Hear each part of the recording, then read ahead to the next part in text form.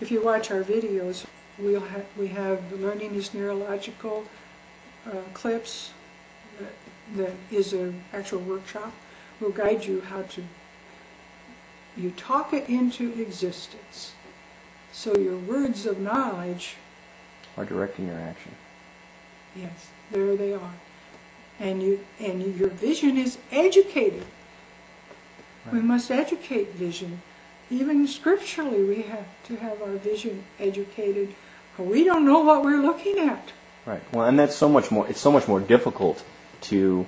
And when I say difficult, it's better, but it is more difficult to comprehend through language what it is that you're supposed to do while you're educating vision, rather than just to look at it and try and memorize it. For a lot of people, and that's an argument we get, that it's. I don't understand what you just said. Well, it is more difficult at first to use your entire team than just to take a snapshot with your mind. Well, it only is for some.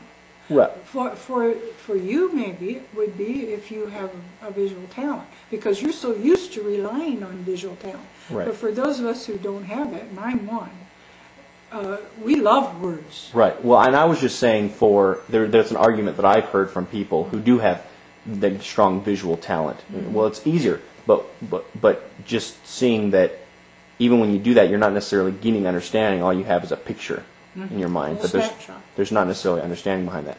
Well, I want to ask you regarding the history of this method of instruction, because you've talked about Spalding and Orton, but it goes back farther. I mean, phonics is really a new thing, historically speaking. It came about in the 1800s at some point in time. Yes. So before that. Well, when we switched over to public instruction, and then materials necessarily follow, because we're going to have compulsory education and we have children to work in school for a certain number of years. It wasn't always 12 years. It would be the grammar school part, and then the up to 8th grade, and then finally into high school. I was asking regarding the history of phonics instruction. Phonics instruction, and also phonetics, and the fact that this method of instruction is not something that's new necessarily. Well, phonetics is the old, tried and true, and phonics, because you have written material that you're handing children, a head of knowledge about it, and so they're required to memorize it. And then also you're cutting up. Then the idea of subjects comes, and grade level materials. Those are invented. Those are contrived terms. Our forefathers did not teach subjects.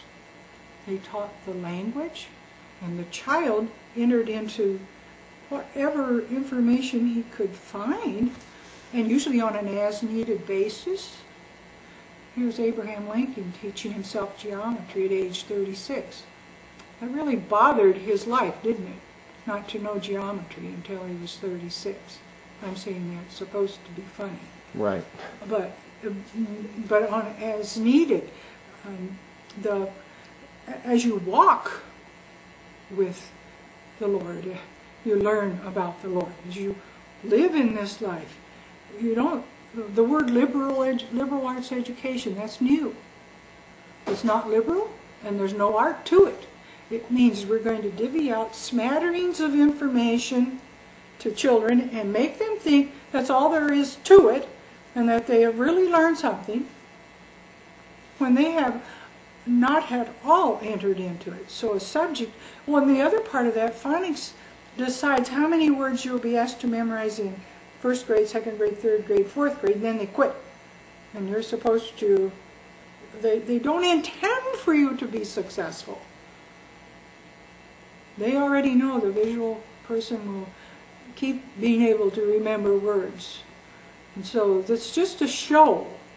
But think of that. By the end of 4th grade, you have less than 4,000 words you've been asked to memorize. It differs from Mifflin or Ginn or whoever the publisher is, but it's close. So here I'm a curriculum writer, and I'm supposed to write a history chapter in a chapter book. And I have limited number of words, to choose from. And the psychologists have decided that children only have certain attention span at certain ages. So we make that come true because we give them only that much to attend to. But again, it's visual attending to. And I'm supposed to write. I have, let's say it's a 10-minute attention span. And so 3 pages would just about cover that. So I'm allowed to use my less than 4,000 words and my 10 minutes to write however long that would, how many pages that would be. Of course, that depends on spacing and presentation in the curricula as it's printed. And then at the end, I have to ask these perfunctory questions about my perfunctory. The perfunctory is barely, just get by. Okay. So my 3 questions or 5 questions at the end covers this paltry thing I presented. So I can get that all done with my kudos from the teacher and my parents and be about the most ignorant child alive about, let's say, the subject of the writing, the beginning of the writing of the Declaration of Independence. I could think I know something. And it's so false. And that's cutting a child off from the actually leading him, discipling him, so that he can enter into the wholeness of truth about things. He can't go and read the whole book because he just has sight words up to here. Right. And if we taught him phonetics, he can read whatever's in print about it. And that's another thing that I was going to ask you about, because the founding fathers didn't teach subjects; they taught spelling, right? And once the child had the language down, they could self-study anything else, because everything is language arts based. Math is language arts based, and if you have good reading comprehension, you'll be able to teach yourself anything. We think grammar school, as we hear the term out of history, that the children are going to go to school now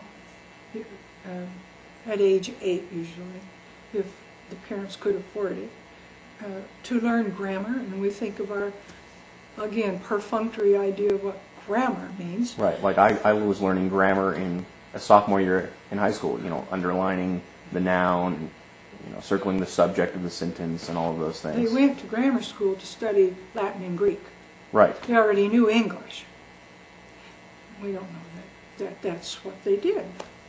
We don't know our history. And part of that's because we can't read as a population. Part of it is because those who are shepherds are wolves. You have a very challenging definition of literacy. Would you mind sharing that with us? Being a literate person is being able to speak with, think with, write with, spell with, read with, do whatever is required of you to do, or whatever you wish to do with the language, plus teach it to another. And that's what disqualifies most people from literacy, is the ability to teach it to another. They may know what it's supposed to look like, but why is a big question mark.